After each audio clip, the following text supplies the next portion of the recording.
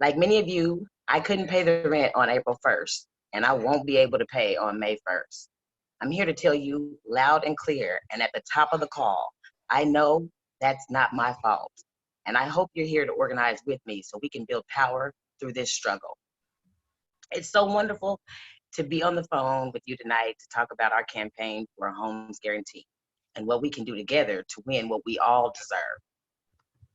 Many of you have joined us for the last several weeks, and we're so glad to have you back. And some of you are joining for the first time tonight, so welcome. And if you're on your computer, please put your name and your city in the chat box so that we can say hi. Last week, we spoke to one of our champions, Representative Ilhan Omar of Minnesota, about the state of play in DC and the strategy to win a federal rent and mortgage cancellation. We're proud to report that Representative Omar introduced the bill that we worked on with her team last Friday. Since then, we've been off to the races. We'll talk more about that later.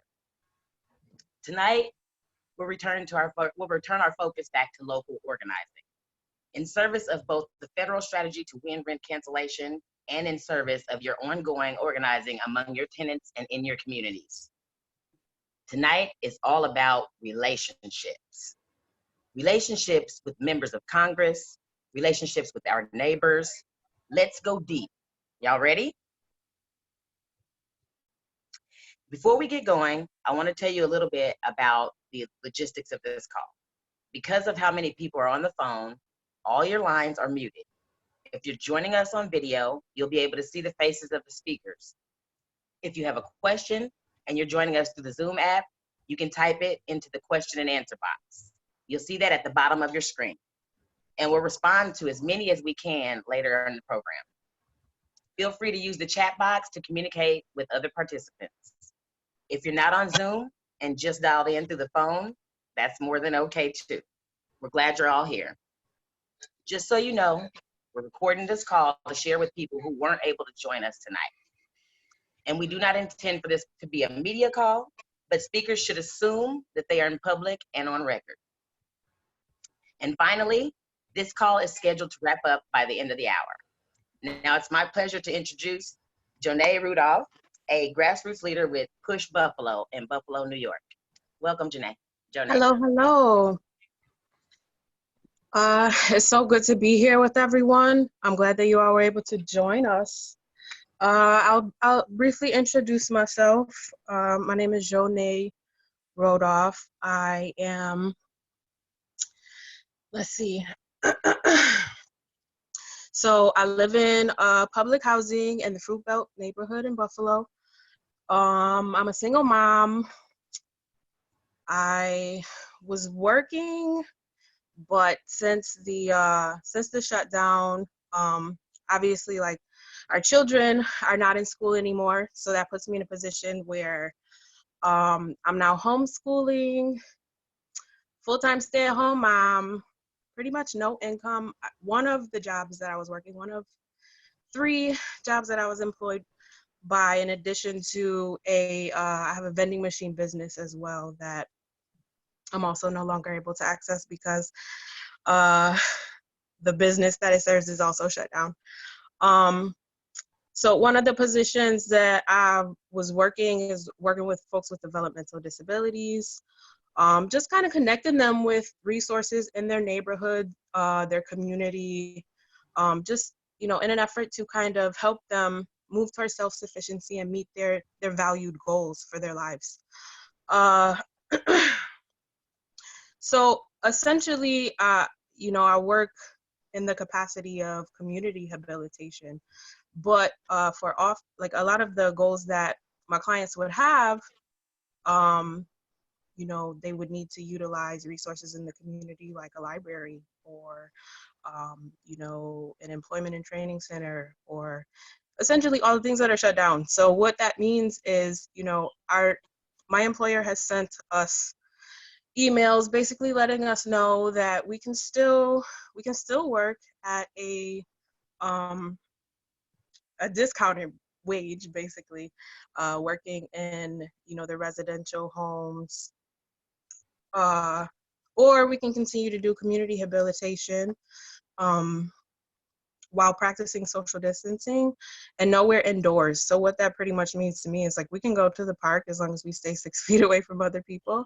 But with weather in Buffalo, you know, considering the fact it was snowing earlier today, it's not really an option. I worked with my client once last month for maybe all of 4 hours. And that was stretching it. So, yeah, it's been very challenging and difficult to transition.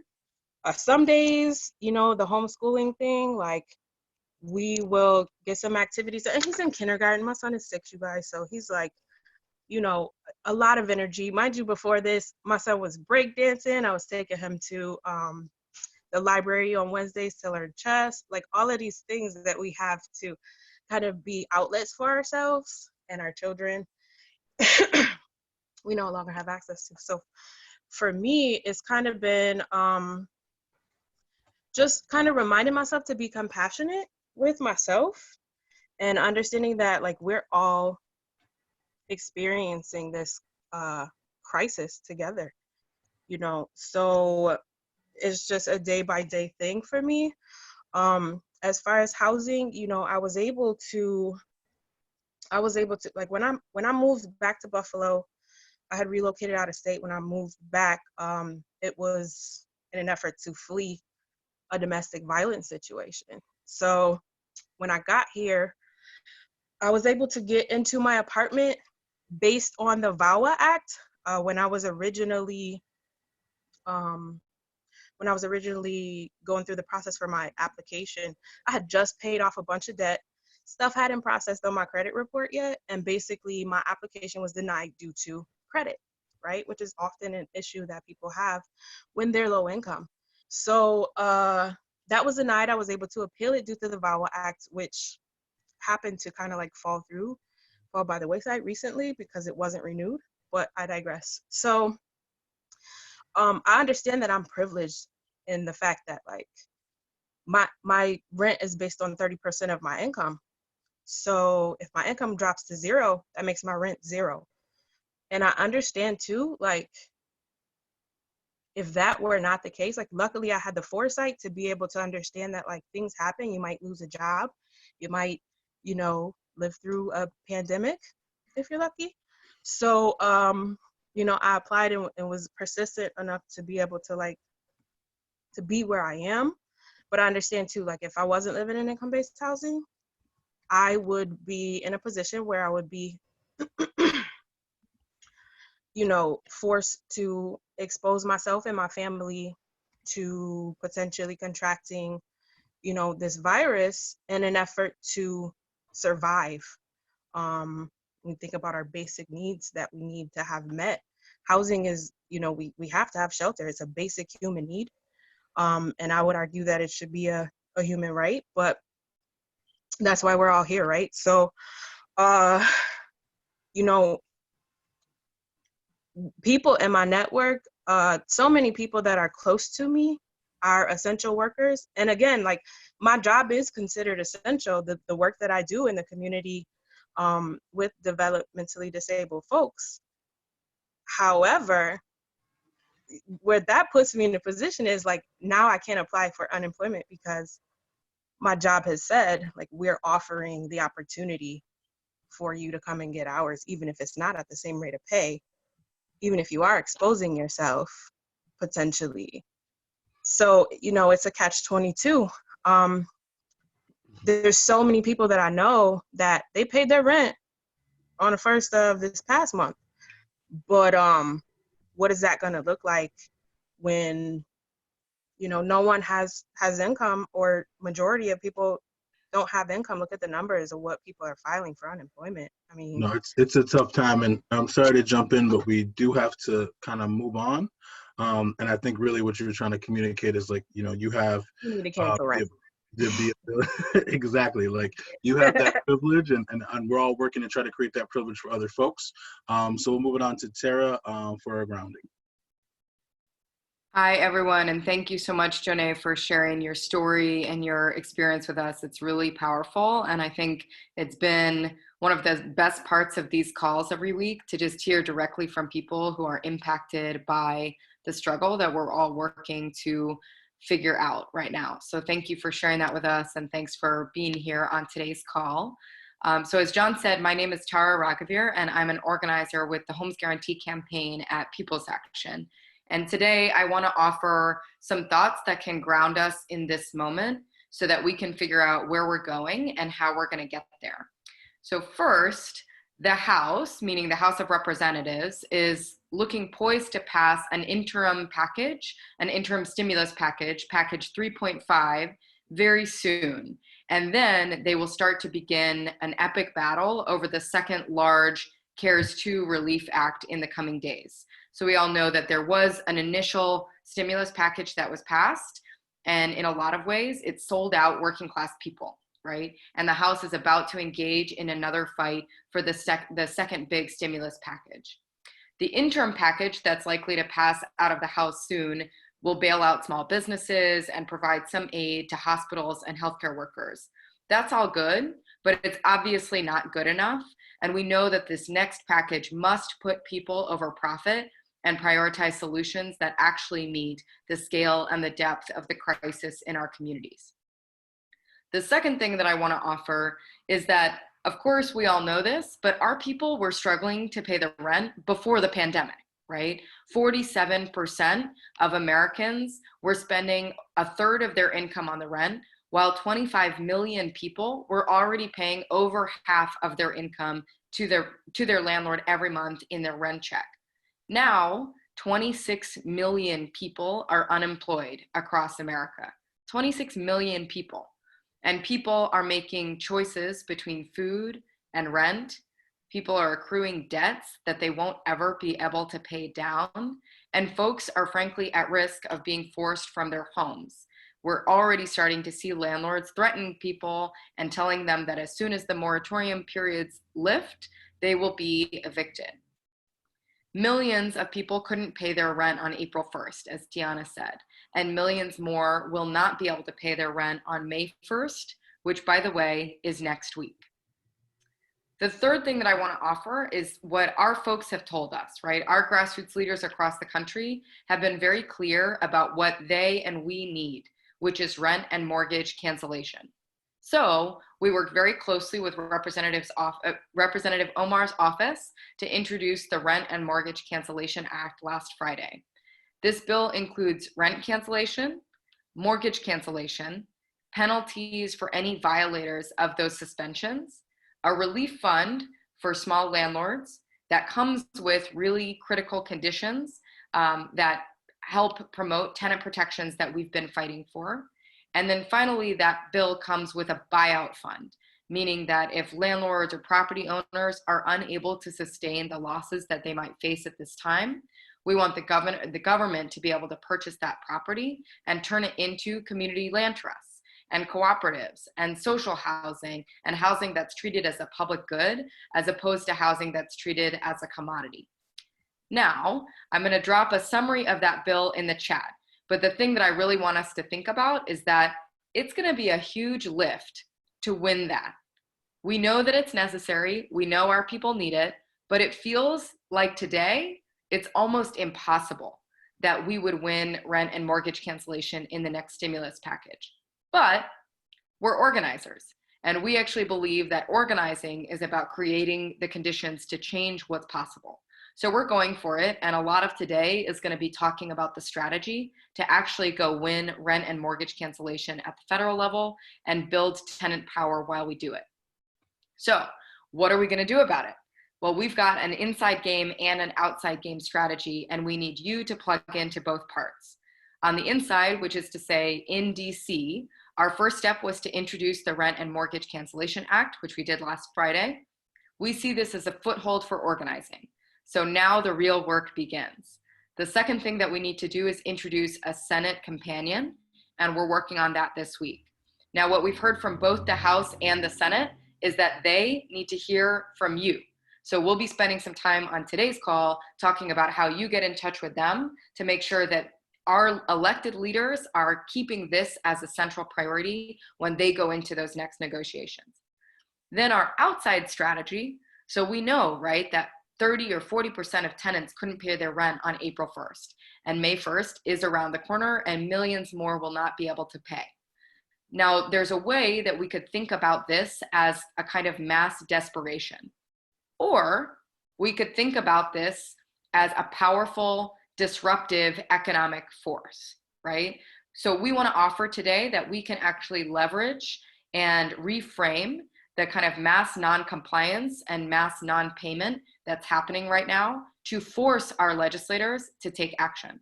So tonight we're going to talk more about the inside strategy, the outside strategy, what we can do between now and next week, and what we can do moving beyond May 1st. So now I'm going to hand it back to John to ground us in relationships and why they are so critical to our work. Great, thanks. My name is John Washington. I'm an organizer with the Homes Guarantee Campaign at People's Action.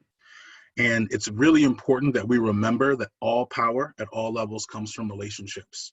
Even the most powerful people on earth are famous for their golf tournaments, dinners, the spaces in which we know decisions are made in private about how our lives are going to look in public. We have all types of relationships with neighbors, comrades, people in power, with media. And all of these relationships are critical to organizing because they're the infrastructure that power moves through. What the other side has is money, power, and influence, but we have people. But that only matters if we're in deep relationship with each other. So one person making one ask is a lot different than 10 people making an ask together. So tonight we're going to talk about relationships in two parts. Part one is going to be about elected officials and how to build, hold, and sustain relationships with them. And then part two is going to be about building relationships in community. We feel that these match how we're going to work through the strategies that we just laid out. So if you have any questions, please drop them in the Q&A box at the bottom of your screen. We'll be monitoring there and in the chat to make time to address your questions. So, building relationships with elected officials. The first thing that I want to ground people in is just that elected officials are human beings. They're human beings that have a particular role, they have particular powers, but ultimately they are just human beings that move other sets of relationships. Now, I want you to put your name in the chat if you have never called any of your representatives or met with any elected leaders. That is totally okay. There is no shame in that. And honestly, most people in this country have never had to contact the decision makers who have the power to change their lives. And that's a serious problem. They need to hear from us. They need to hear from the people who are most impacted by their decisions. So please drop your name in the chat if you have never contacted any of your elected officials.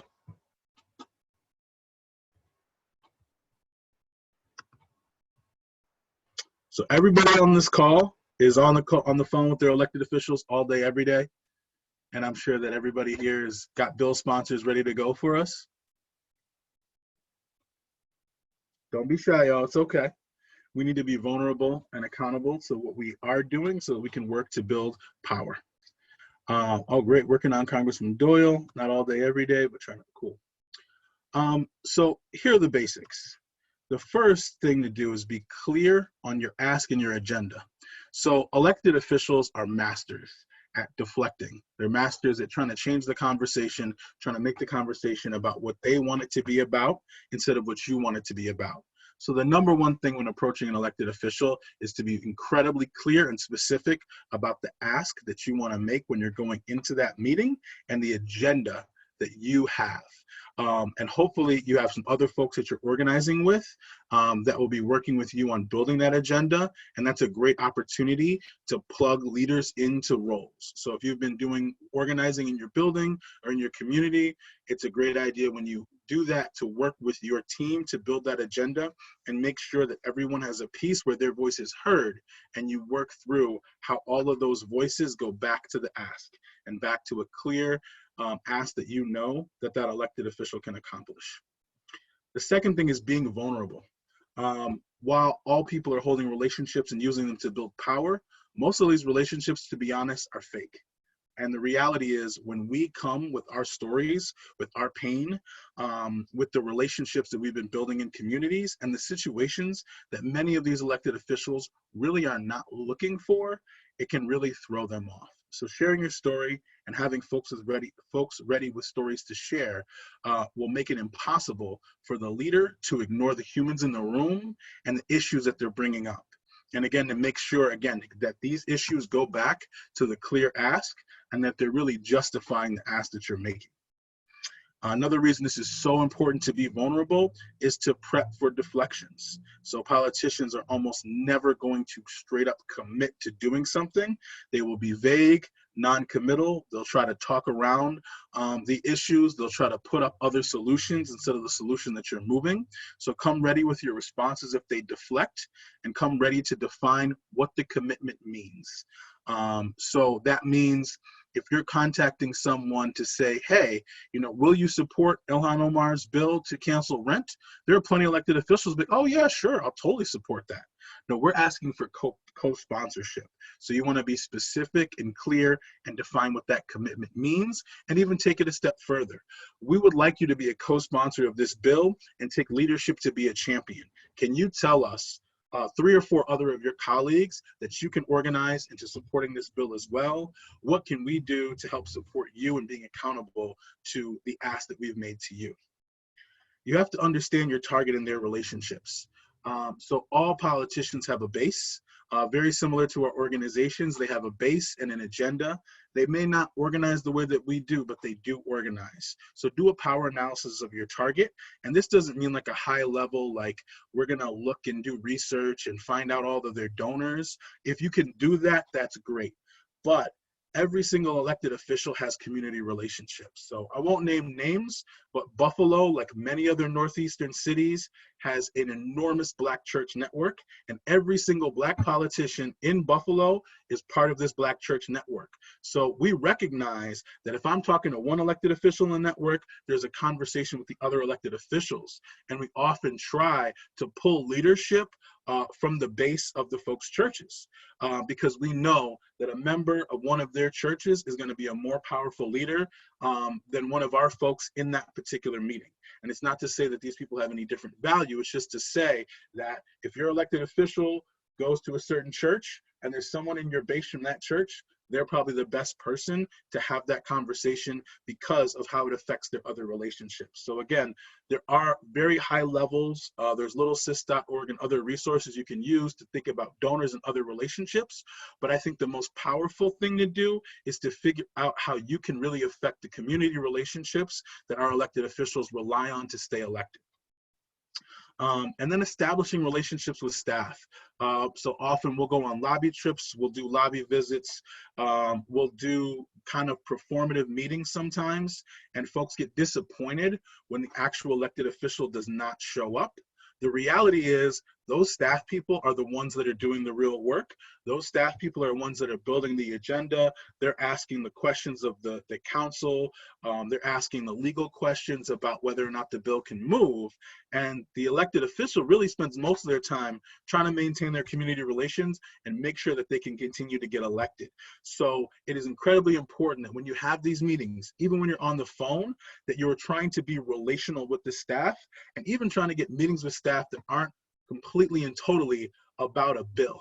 It's also important to ask, what is the legislator's agenda? What are they trying to do? What is their self-interest? What are their goals? What is their story? How did they get to become an elected official? And how did their staff person play a role in their rise to power? Because most often the staffs that are hired are people who worked on their campaigns, people they worked with previously, and they may be able to give you insight if you can't reach the elected official into building a better power analysis about them. But I can't tell you how important it is to build relationships with these staff people, because if you want to work on bills, co-sponsorship, leadership, they're the people that are going to be driving the work, and they're really the gatekeeper and the barrier to you getting deeper with that elected official and being able to actually move them.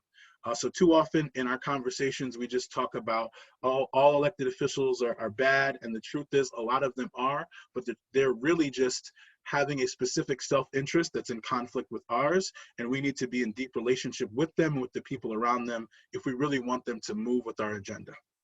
So I'll pause there to take a few questions and also think about, does anyone have any tensions or fears about building deep relationships, especially with power players? So John, we have a question from Audrey in the Q&A box. Audrey asks, What if I live in a place, California, Los Angeles, where our elected officials have such a big constituency that it's impossible to get someone on the phone besides voicemail, especially now because of the pandemic? I think that's a really good question. I think that this is where research really comes in, and with organizations trying to figure out if they're not talking to you, they're talking to somebody. So who are they talking to? If you look at their press conferences, their press releases, their websites, who are they in relationship with?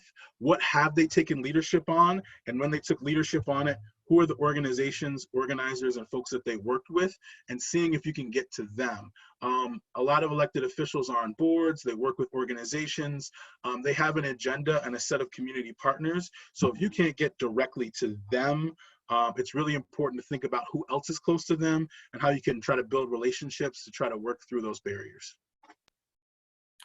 John, you have a question from Maria in the Q&A box. Maria asks, how do you prepare the questions and the agendas? Maybe you could talk through an example of a meeting that you've done, John, and the process that you went through to put together an agenda and assign roles. Yes, so we recently had a meeting with Representative Brian Higgins in Buffalo, and how that meeting really came together was there was a lot of folks who were deeply upset with the way that unemployment was working in Buffalo, the way that the COVID response was, and just people who've been calling for a month and a half, and they give you like a day, like every other Tuesday to call based on your name. And so hearing that from a lot of our members, we held a call with all the members who had this issue. And then we talked to a lot of our coalition partners who do other work around healthcare and housing. And we thought about, okay, yes, the central issue is people need to get their unemployment, but the larger issue is, do our folks even want to be getting their relief funds this way? Is this enough? What are the higher level questions about how the root causes of the issues connect to the policy? And what is the power that Congressman Higgins has to help in the negotiations? So we had that meeting and we let everybody throw all of their ideas, thoughts, and feelings at the wall. And then we really consolidated those into specific asks. So we asked him that he could use his positional power to help in the negotiations around the COVID relief. We asked him what his role and what his agenda was around COVID, and then we made specific demands around how the next package would allow for more streamline and more resources to go into the system for people to get immediate relief.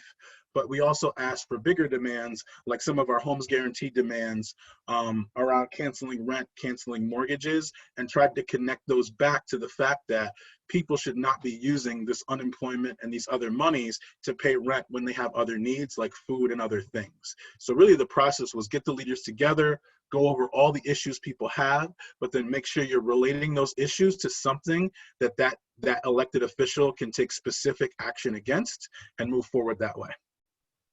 Okay, we've got a final question from the chat. Francis asks, how do you build a deep relationship with an elected official if time and time again they have shown up in opposition to your community? For example, prioritizing developers and greedy landlords versus tenants.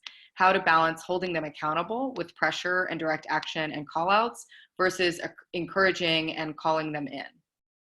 So I think this is a great question, and I think that one of the reasons that we actually don't build power often is that we don't have those relationships. And believe me, if you have relationships with an elected official and you're doing a direct action outside their office, it is going to mean so much more than if you're just, oh, there's that kooky bunch of people, they're always out there yelling. And it's so easy to dismiss our movements when we don't have relationships. So I think personally that we all need to put a strategic pause on the effectiveness of the actions that we're taking in calling folks out without a real analysis of what they want. Because if you want to do direct action, you're trying to create a crisis, and you can't create a crisis if you don't understand what that elected official wants and where he gets it in the community. So I'd say that is a time to take a step back and try to do a really community-based power analysis of which church does this guy go to? What, what causes does he or she put forward? Most elected officials have an agenda. It doesn't agree with our agenda often, but they do have a way that they show folks in the community that they care about them. It may not be real, it may not be genuine. Like in Buffalo, a lot of our elected officials, they're always at art galleries, right? So Do you want to be outside of the office, or do you want to interrupt them at the art gallery and say, hey, why are you giving to this multi-million-dollar art gallery when we have people in the streets who can't pay their rent? So being surgical about where you're doing your direct action and how it's creating conflict that is going to drive that person to want to meet with you and drive them to you instead of away from you really starts with how you look at the strategy of building those relationships and analyzing what they want and how they move. Awesome. So I think we're about at time for the Q&A. I did just want to address, there's someone named Lori who's joining by phone and didn't know how to put the question in the Q&A box. Totally fine. But Lori had a question about the Rent and Mortgage Cancellation Act that I just want to answer out loud so that you can be plugged in and taking action with us, Lori. Lori is a resident of a manufactured home, meaning that she owns her home but rents her lot. And she was wondering whether or not the rents are suspended for lot payments for manufactured homeowners. And the answer, Lori, is yes.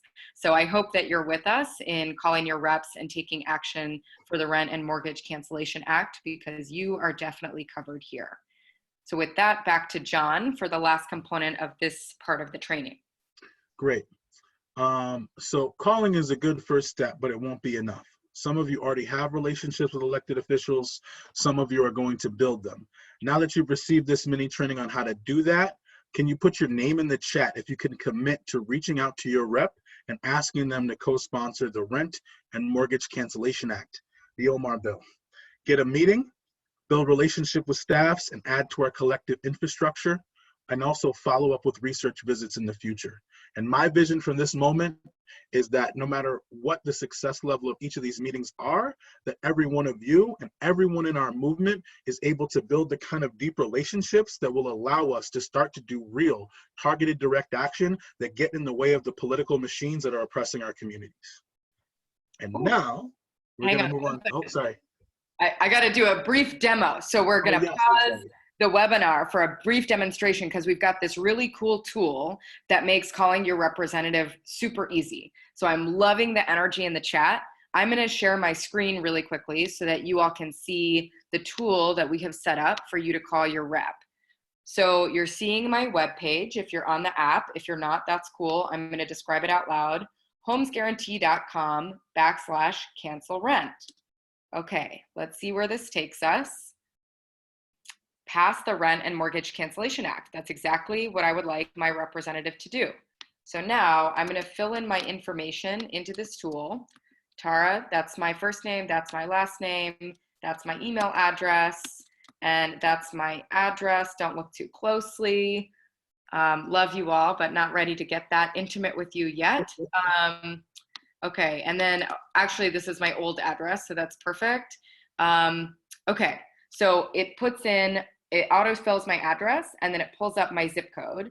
And then what it does is it automatically identifies who my representative is. So my rep in my old apartment in Chicago was Chuy Garcia from Illinois. So then I click make the call. Then my phone starts ringing, y'all, and it's a DC number. I pick up, and it automatically connects me to Chuy Garcia's congressional line. Pretty cool and pretty easy, right? And then the app will prompt you to share that on Twitter and Facebook and wherever else so that all of your friends and family can access the same tool and take a really quick action to get through to your representative. And if you get through, but it puts you onto a voicemail, that's okay, leave a message, because in Congress, they actually tally up each one of those messages that comes through. Okay, now back to John to introduce Kelly. Great. So now I want to introduce the infamous Kelly Visselman from the Jane Addams Senior Caucus to talk about building relationships in the community and how we're actually going to get more people to use this tactic. Awesome. Thank you, John. And thanks, Tara, for that great demonstration of technology. So, hey, everyone, I'm Kelly Visselman. I'm organizing director at the Jane Addams Senior Caucus in Chicago. I know we have a couple members on this call, so shout out to you all. We are a grassroots organization that organizes low-income seniors, mostly in large senior buildings, which are also where politicians from the Chicago machine go for their votes. And so I've been doing tenant organizing for about 11 years, and I'm really excited to be in the movement with you and to talk today about organizing our own communities, building power through relationships. So we had this, I had this experience this week where we had our first online city council meeting, and someone, there was news stories about this alderman that was going to introduce a bill to suspend rent for a year, but at the end of that year, rent would be due. So this is like not actually what we want, not super helpful. So the meeting started and there's 10 slots for people to give testimony. The first person that gave testimony was about horses. There's like a horse carriage issue, but almost the rest of the people that testified were landlords. And they heard about this bill, you know, hours, it came out really late the night before, and already they had people in line ready to talk about how this would hurt their bottom line and we should feel so sorry for them. And it really struck me, like, that is the kind of power that we're up against. Like, these landlords, realtors associations, they're super well organized, they have really good relationships, and they have a lot of money. And because right now the stakes are so high for us in our communities, like, we really need to be serious about bringing people into the movement. I think we're also at an advantage that I know for me, being part of organizing, especially in times of crisis, has been like extremely meaningful. Like, building relationships with my organizing comrades is good because it gets us closer to what we want to win. It's also a way to like connect to other people who share the same values. So the way that we do that in organizing is through one-on-one conversations. And can you write your name in the chat if you have had a one-on-one conversation before? Or if you think you have. Oh, Christine, hey. Yes, shout out to Christine from the CTU. Okay, so there's a couple of people here.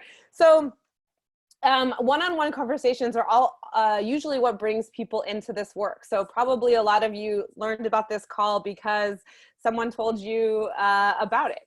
So we're going to talk about that today. The reason that we want to build really strong relationships is because the things that we're trying, the things that we're trying to do right now, like go on a rent strike, win mortgage and rent cancellation, is going to take a lot of risk. And we want to be really strong. We want to be like rolling deep with a huge base. And also we want to know each other well. So the basics of a one-on-one, it sounds like some people on this call have done one-on-ones. It's a practice that is countercultural, right? It's like sitting down with someone else. And in this new era, it might mean sitting down with them via Zoom, or sitting down with them with a face mask 6 feet apart or on the phone, and talking with them about what they care about their self-interest. What are their values? What moves them to want to do this work? What do they care about so much that they're willing to take a risk? And if we don't know that, and we just start trying to build with people, ask them to do things without knowing that, we're not actually building strong relationships, and usually we're not able to move people. So that's why this is so important. So I have this sweet puppy here that whenever I like to speak starts biting my hand. So we, going through a relational meeting, so this is something that usually about 45 minutes to an hour. It's a conversation with a purpose where you're asking questions of people like, what is happening right now? How is this pandemic affecting them? What are they worried about? What drives you? What is their vision for what housing looks like? What do they care about? Are they, where do they go to church? Who else do they know in the community? So it's not therapy, it's not chit-chatting, it's a conversation to try to uncover someone's self-interest. When you're doing a one-on-one, usually you don't want to talk that much. I mean, you want to sort of like start out sharing who you are, and really like ask a lot of questions, be curious, and give the other person a chance to answer so that you actually get to know them. You also want to ask deep questions. You want to sort of model vulnerability in these conversations, because that's how we get to build really trusting relationships. So this is also a place for us to share our own story. So like share stories here when we're asking these questions, you can sort of share why you care about the work that you're doing, and invite other people to do the same. It's also a good way to know who else you might want to meet with. So again, like especially in tenant organizing, you might meet with one of your neighbors and then realize like, you can say who else you think might be interested in organizing with us. And that person says like, oh yeah, actually, I think this, my neighbor Bob over there, Bob knows like all these people in the building. It'd be really good to talk to him. So it's also a way to like continue knowing what other one-on-ones you want to have.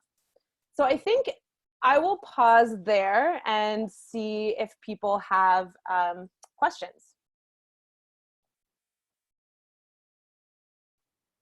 I'm not seeing any questions in the Q&A box for Kelly, but Kelly, I have a question for you that can hopefully kick things off, and other folks should drop their questions in the chat and in the Q&A box while we talk about this. One thing that I feel like comes up a lot in our base in Kansas City when folks are starting out with one-on-ones is that they feel really uncomfortable and they feel like they're like interviewing someone or being too nosy when they're asking the questions that you and I know need to be asked in order to find out like why someone has a deep personal stake in the work that we do. So how do you work through that, and like what are the types of questions that you ask in a one-on-one that help you identify what someone's interest in the work is?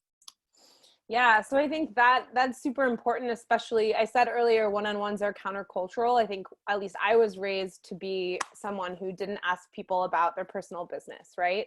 And so especially when I first started doing one-on-ones, I would be really nervous. And actually I wasn't having one-on-ones where I was asking very tough questions at all. And because of that, I wasn't as successful in my organizing, or wasn't successful at all. So I think that people always have an option to not answer a question. And so that's something that I say to myself, like because sometimes I fear if I ask a question that's too personal, this person's gonna like never speak to me again. But that first of all has almost never happened to me. And secondly, a couple of times someone was like, I don't want to talk about that right now. And I was like, okay, that's fine, I'll move on. But I like to ask questions, people like, especially around housing, like what is going on for you? What are you worried about? And then that usually opens up a space for someone to start sharing more about what might be happening in their life, like beyond a material condition, like I don't have heat right now. Kelly, there's a question from Audrey who asks, how do you initiate a one-on-one? It feels like it might be a little awkward to start one, especially right now while we're all housebound. Yeah, really good question. So I think that normally I would say like you could ask someone, well, so one, if it's a neighbor, you could ask someone to just like go for a coffee. I would say right now it can be nice to sort of think through who you want to get to know. And you can ask for a one-on-one by simply saying, hey, I'd like to get to know you better and like hear a little bit more about what your concerns are. We're trying to build up a tenant association. Could we talk about that on Zoom? Or, could we do a quick call about that? I really like to hear what your thoughts are. So again, like someone might say, no, thanks. I know some people also have like mutual aid networks or other ways where the first thing is you want to identify like who are the first couple of people you want to try having a one-on-one with first. But yeah, I would say reach out, especially right now. I think people are looking for engagement. Totally. Jacob in the chat asks, what would you recommend when certain people seem to show interest in organizing, but don't respond to any text following up to confirm meetings? I worry I'm pestering people or they aren't interested and they were just humoring me in committing to the one-on-one. Yes. So I think what you're naming is that rejection is always painful. And sometimes because of that, we don't put ourselves out there. What I usually do is I just keep following up, and I will always say at the end, like if I feel like I've called several, 2 times and I've gotten no response, I'll maybe say in my message or text message, I remember that you were interested. That's why I'm following up with you. If that's changed, no worries, just let me know.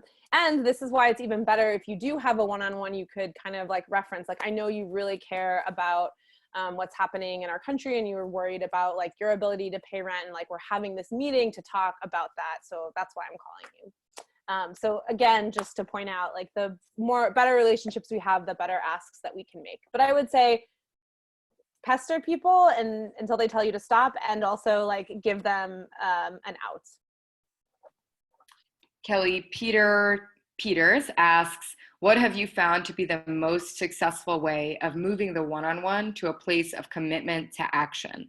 I think this is especially important right now because some of you might be organizing your neighbors from a place of urgency, right? Like y'all need to get your stuff together and make some bigger stuff happen, right? So yeah. Kelly, how would you think about that? What's the most successful way of moving from a one-on-one to a commitment to action?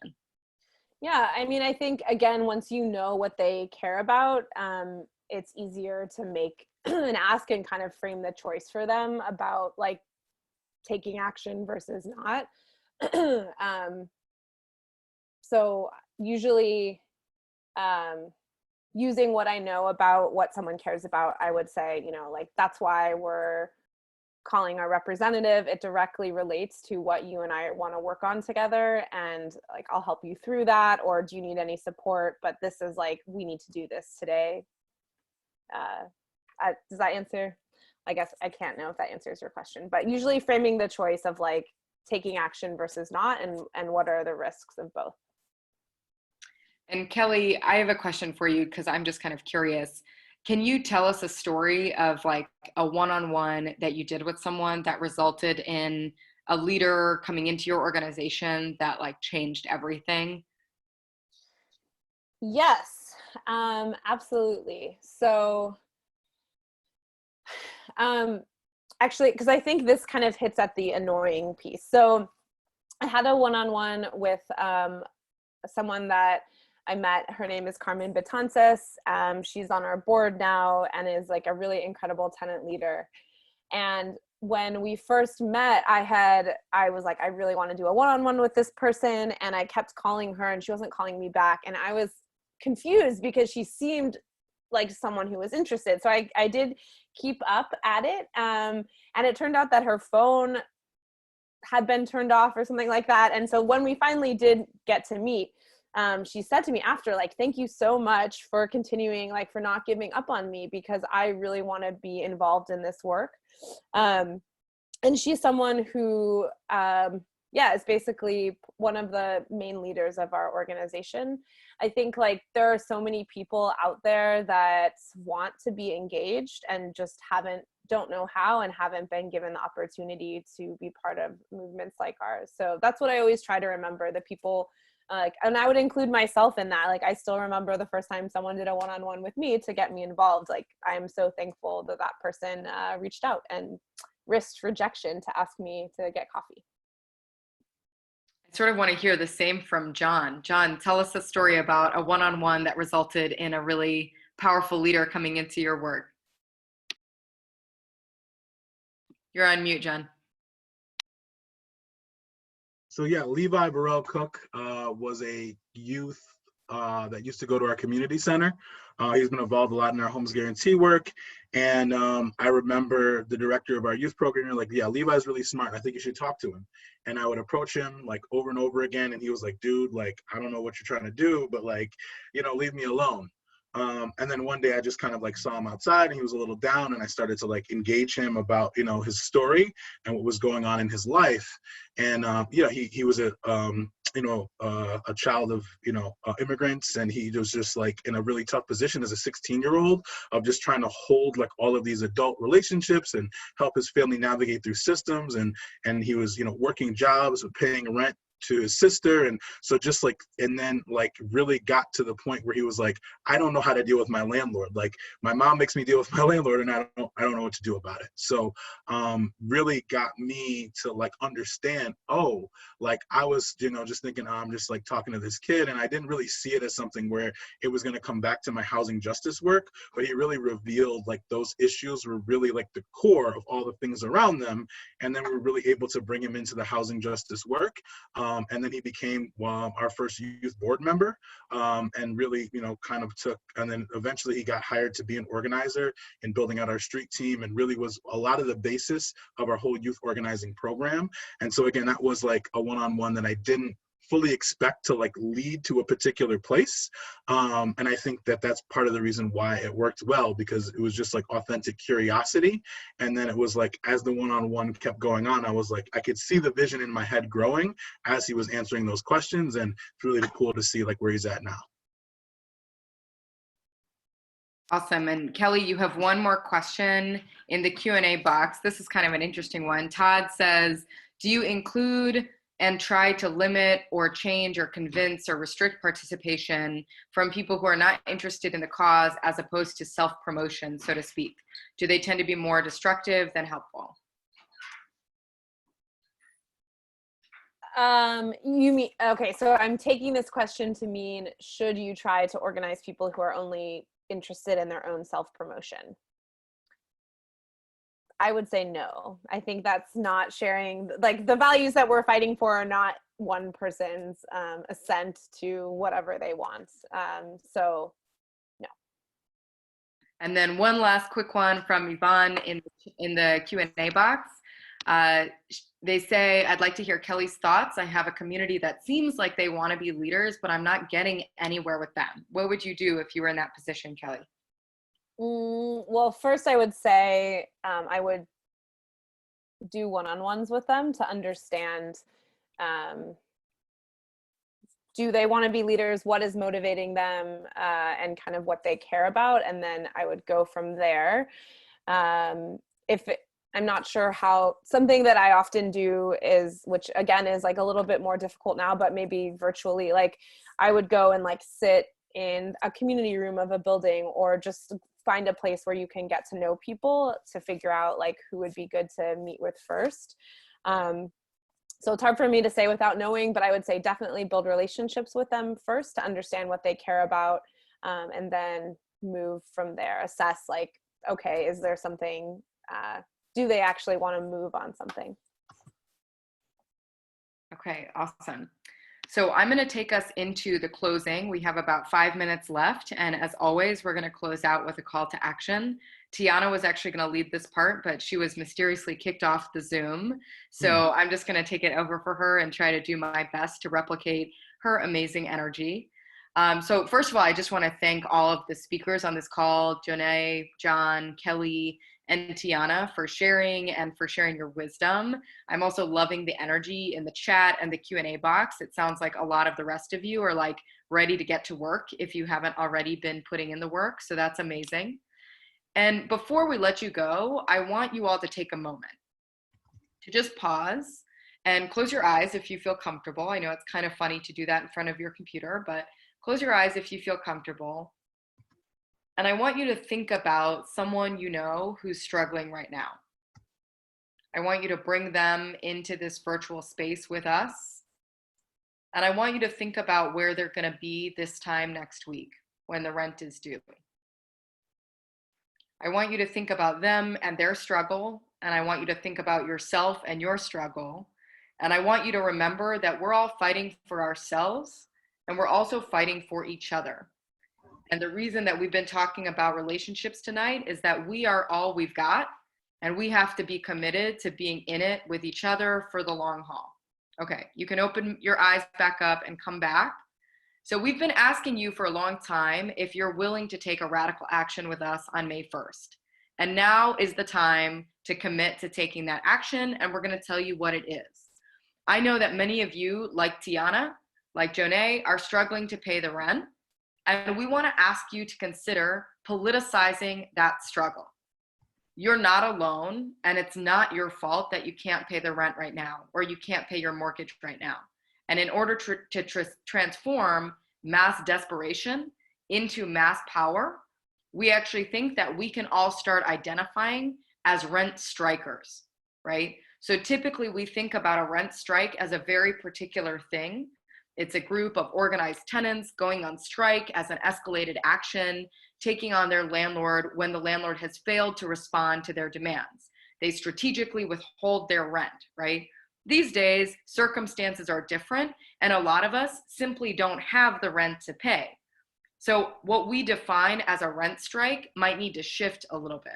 Take Jeanae, who spoke before, right? She rents a single family home from a corporate landlord. She doesn't know the other tenants who rent from the same landlord, and she hasn't had time yet to build a tenant union with those tenants. She was unable to pay her rent on April 1st, and she's not going to be able to pay on May 1st.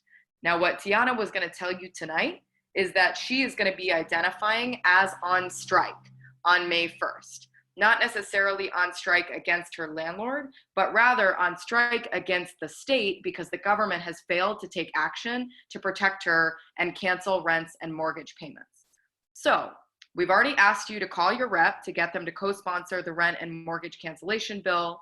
We've asked you to go deeper with your neighbors and start to think about people you want to do one-on-ones with. Now, the final ask of the night, we want you to tell us if you're ready to identify as a rent striker, if you're ready to go on strike. And even if you're not comfortable with that terminology yet, but you can't pay your rent, we want you to tell us whether you're ready to just identify as someone who's unable to pay the rent. So right now, I'm gonna drop a link in the chat, and it's a link to a form that I want you to fill out if you are a rent striker or if you're just someone who's unable to pay the rent and you have to get comfortable with that terminology. There are actually millions of people in this situation around the country, potentially as many as like 26 million people or way, way more than that at this point. 25,000 people have signed a petition to go on strike in LA County as of today. So it's happening, y'all. And we have tools that we can use to support you all if you start to identify as rent strikers.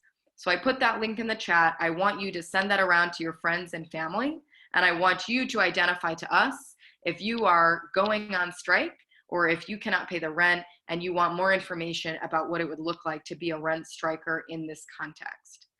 And then I want to ask you to keep building power. Keep doing the one-on-ones. Keep coming back here every Thursday and re-ground yourself in the idea that the thing that we're fighting for is not just rent cancellation, it's actually a homes guarantee, because we shouldn't have been put in this situation to begin with. So when we think about what it's gonna look like to win, I want our dreams to be way bigger than what seems possible in this moment. So the next steps, call your reps, get meetings with your reps, make sure that they're co-sponsors of the Rent and Mortgage Cancellation Act, keep organizing with your neighbors, and tell us if you are ready to identify as a rent striker, and we will be following up with you. We will see you back here, same time, same place, next Thursday, and until then, stay healthy and take care. Thank you. Thanks, everyone. Thanks, you guys. Thanks. Take care.